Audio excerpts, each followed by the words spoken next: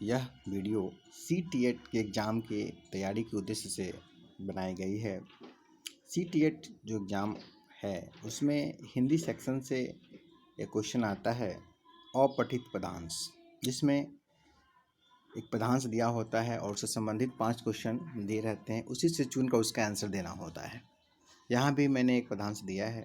इस तरह से गद्यांश भी बनाए जाते हैं कि जो पद या गद्य दिए होते हैं उसको अच्छी तरह से 2-3 बार पढ़कर उसको समझ लिया जाता है, ताकि उससे संबंधित जो क्वेश्चन दिया हुआ है उसको आसानी से आदमी बना सके। तो यहाँ भी जो पद लिया गया है, पहले उसको हम पढ़कर उसका अर्थ बताते हैं, ताकि इससे संबंधित जो क्वेश्चन है आसानी से सॉल्व हो सके।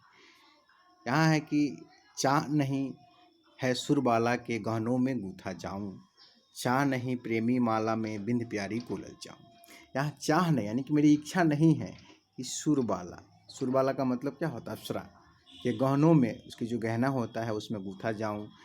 चाह नहीं प्रेमी माला में बिंद प्यारी को ललचाऊं, और मुझे ये भी लालच नहीं है कि मैं किसी प्रेमी युगल के माला में सजूं संवरूं या गूथा जाए। चाह नहीं देवों के सर पर चढ़ूं भाग्य पर इठलाऊं, चाह नहीं सम्राटों के सौ पर हे हरि डाला जाऊं। और मेरी ये भी चाह नहीं है कि मैं भगवान के सर पर या चरण पर चढ़ूं और इस चीज़ के लिए मैं इठलाऊं। इठलाऊं का मतलब क्या होता है? गर्व करना।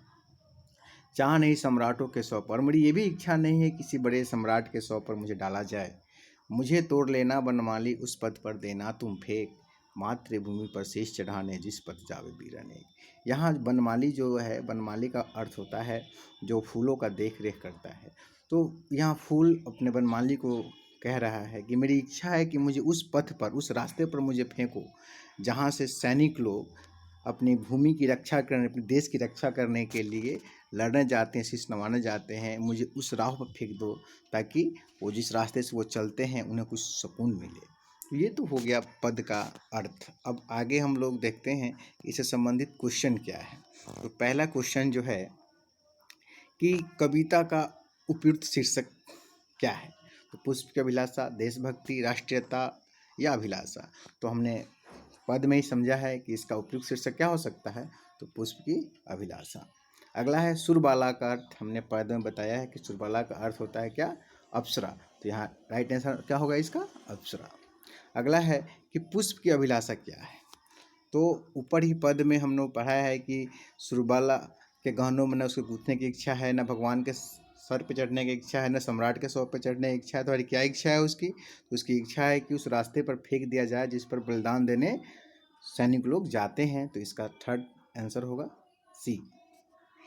तो नेक्स्ट क्वेश्चन जो अब है, अब क्या है कि कविता से क्या प्रेरणा मिलती है। तो हम लोग पद में पढ़े हैं, उससे स्पष्ट होता है कविता किस चीज़ के लिए कह रहा है।